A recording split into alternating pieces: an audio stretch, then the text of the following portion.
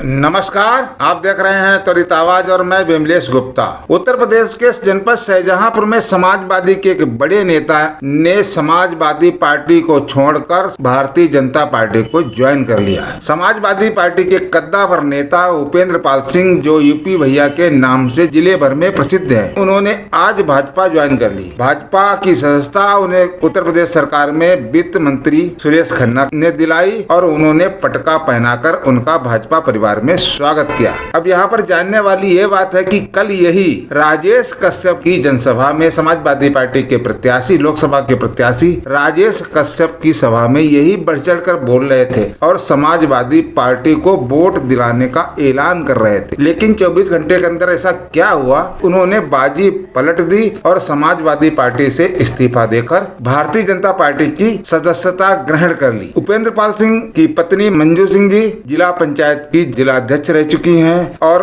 उपेंद्र पाल सिंह ने भी कई चुनावों में अपनी किस्मत को आजमाया, लेकिन उन्हें सफलता नहीं मिली। अब यहाँ पर देखने वाली बात यह है कि भाजपा में रहकर उन्हें कितनी सफलता मिलती है और वो कितनी ऊंचाइयों तक चढ़ सकते। अब आप देखिए त्वरित आवाज की रिपोर्ट और चैनल को सब्सक्राइब करना ना भूले। कमेंट बॉक्स में जाकर जरूर बताएं ये खबर आपको कैसी लगी।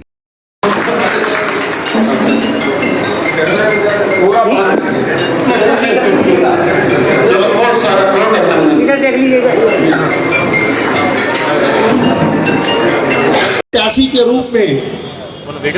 भाई राजेश कश्यप जी को भेजा है और ददरौल विधानसभा उपचुनाव में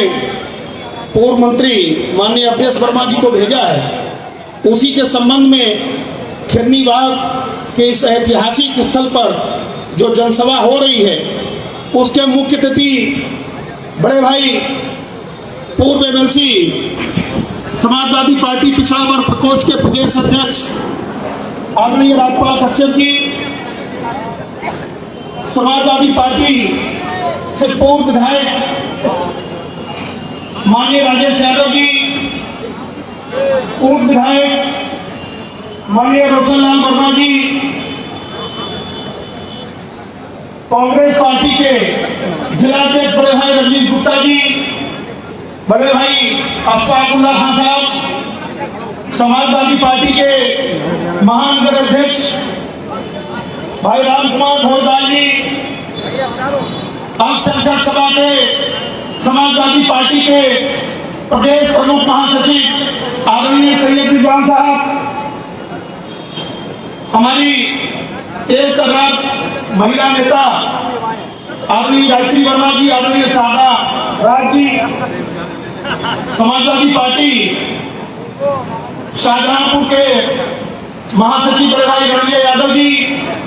कांग्रेस के महानगर अध्यक्ष आदरणीय पवन सिंह जी,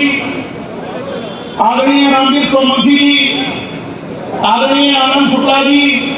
छात्र सभा के जिलाध्यक्ष छोटे भाई प्रसून कनौजिया जी, भाई यहाँ पर दूर दूर से आए हुए समाजवादी पार्टी के क्रांतिकारी साथियों व कांग्रेस के सभी सम्मानित नेतागण व क्रांतिकारी साथियों, इंडिया गठबंधन के सभी जावा साथियों, आज समाजवादी पार्टी के लोकसभा प्रत्याशी के रूप में माननीय अखिलेश यादव जी के आशीर्वाद से और हमारे जिला नेतृत्व के हमारे जिम्मेदार नेताओं के आशीर्वाद से भाई राजेश कश्यप जी को समाजवादी पार्टी का प्रत्याशी बनाया गया है और ददरौल विधानसभा से माननीय अवधेश वर्मा जी को समाजवादी पार्टी का प्रत्याशी बनाया गया है। हमें आशा ही नहीं, पूर्ण विश्वास है कि समाजवादी पार्टी के क्रांतिकारी और साथियों की दम पर हमारे दोनों ही प्रत्याशी ऐतिहासिक जीत दर्ज करने का काम करेंगे। साथियों, मैं भी लोकसभा का टिकट मांग रहा था, कल तक टिकट की लड़ाई थी, लेकिन आज हमारे माननीय राष्ट्रीय अध्यक्ष ने जो हमें निर्देश और आदेश दिया है, हमारे जिला के नेतृत्व माननीय राजेश यादव जी ने, माननीय जिलाध्यक्ष रणवीर खान साहब ने और हमारे जिला के नेताओं ने जो हमको आदेश और निर्देश दिया है, उसका हम पूरी ईमानदारी और निष्ठा के साथ पालन करेंगे और पूरी तन्मयता के साथ समन्वय ढंग से अपने प्रत्याशियों को लड़ने का काम करेंगे और जिताकर भेजकर माननीय राष्ट्रीय अध्यक्ष अखिलेश यादव जी के हाथों को मजबूत करने का काम करेंगे। साथियों, पहले चरण से जो समाजवादी पार्टी की इंडिया गठबंधन की हवा चल रही है, वो हमारे यहाँ 13 मई तक आते आते आंधी के रूप में तब्दील होने वाली है। ऐसी आंधी, ऐसा माहौल बहुत लंबे समय से देखने को नहीं मिला। ये चुनाव जनता लड़ रही है। इतना अच्छा माहौल है कि अगर हमारे सभी नेतागण और कार्यकर्ता पूरी मुस्तैदी और मजबूती के साथ डट जाएंगे तो भारतीय जनता पार्टी की जमानत भी जब्त कराने का काम करेंगे। साथियों, जो भी आपसी मतभेद हो, जो भी मनमुटाव हो, उनको सबको भूलकर राष्ट्रीय अध्यक्ष माननीय अखिलेश यादव जी के हाथों को मजबूत करने के लिए और देश के संविधान को बचाने के लिए, लोकतंत्र को बचाने के लिए ये लड़ाई हमें बहुत ही मजबूती के साथ लड़नी है और अपने समाजवादी पार्टी के प्रत्याशी भाई राजेश कश्यप जी को भारी बहुमत से जिताकर माननीय अखिलेश यादव जी के हाथों को मजबूत करना है, दिल्ली भेजना है। इसी के साथ अपनी बात देश के यशस्वी प्रधानमंत्री माननीय मोदी जी के नेतृत्व में जो देश को विश्व गुरु बनाने का यज्ञ चल रहा है, उसमें हम भी अपनी एक आहुति देना चाहते हैं और विश्व के सबसे बड़े परिवार भारतीय जनता पार्टी का एक हिस्सा बनाने के लिए अपने जनपद के गौरव माननीय सुरेश खन्ना जी और शानदार नेता बड़े भाई जेपी राठौर साहब का और भारतीय जनता पार्टी के संपूर्ण नेतृत्व का बहुत बहुत आभार व्यक्त करते हैं, धन्यवाद। सभा में क्या कमी थी जो छोड़ना पड़ा? वो एक स्कूल था, अब एक विश्वविद्यालय में एडमिशन लिया है। राजनीति में बहुत कुछ सीखना है, स्कूल छोड़कर अब विश्वविद्यालय में दाखिला लिया ताकि और आगे की अपनी पढ़ाई जारी कर। क्या लगता है कि उस स्कूल में पढ़ाई नहीं हो रही थी सही से? कोई भी परिवार हो, संगठन हो या पार्टी हो, जहां पर अनुशासन नहीं होता है तो वो व्यवस्थित नहीं रह सकता और तरक्की नहीं कर सकता, ना ही वो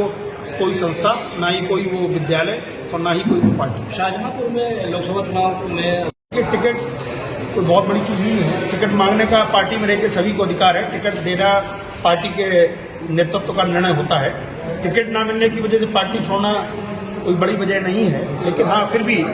जो भी कार्यकर्ता अगर पार्टी में काम करता है तो उसको उम्मीद होती है कि पार्टी में उसको मौका मिलना चाहिए, उसको अवसर मिलना चाहिए। जब कुछ देने की बात आई, पिछले काफी लंबे समय से संघर्ष कर रहे हैं, तो प्रत्याशी के रूप में, जबकि ये अनुसूचित जाति के लिए आरक्षित सीट है, फिर भी जो व्यक्ति अनुसूचित जाति का है ही नहीं, फर्जी व्यक्ति को पता नहीं कहां से लाके, जिसका स्थायी निवास भी किसी को पता नहीं है, किस जगह के रहने वाले हैं, बर्थ प्लेस क्या है, वहां एक ऐसे प्रत्याशी को लाके यहाँ जिसका जनपद शाहजहांपुर की 90% जनता विरोध कर रही है, फिर भी उसको यहाँ से प्रत्याशी बना दिया गया। तो हमको ही नहीं, पार्टी के लगभग सभी समर्पित लोगों को इसका कष्ट है और जनपद के सभी जनपद वासियों को भी कहीं न कहीं इससे बहुत कष्ट है। आप उनका 1 लाख पार हो जाए, यही बहुत बड़ी बात है। दूसरा, अभी आपने कहा कि मोदी जी की नीतियों से प्रभावित होकर के आपने पार्टी ज्वाइन की है भाजपा, तो ये चुनाव के समय क्यों नीतियां उनकी अच्छी लगने लगती हैं, बीच में क्यों नहीं? ये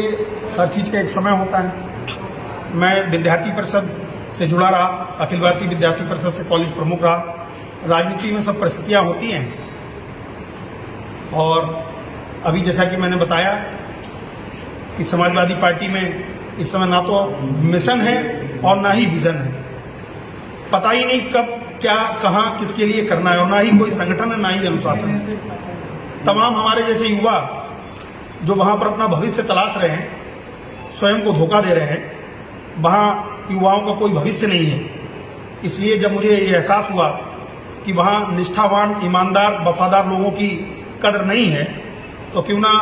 मोदी जी के उस यज्ञ में जो देश को विश्व गुरु बनाने की ओर हो रहा है, उसमें अपनी भी आहुति दी जाए। बस यही सोचकर मैंने भारतीय जनता पार्टी का नाम